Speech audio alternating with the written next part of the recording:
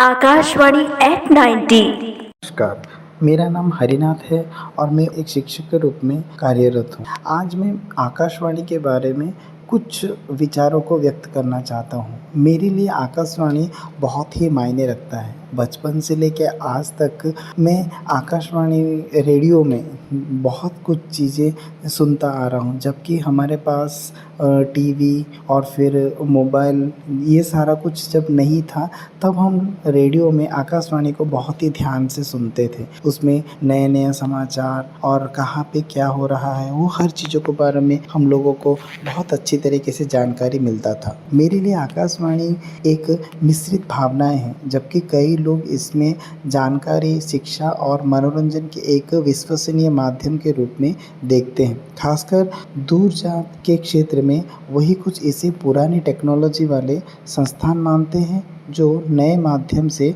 प्रतिस्पर्धा नहीं कर पाता है।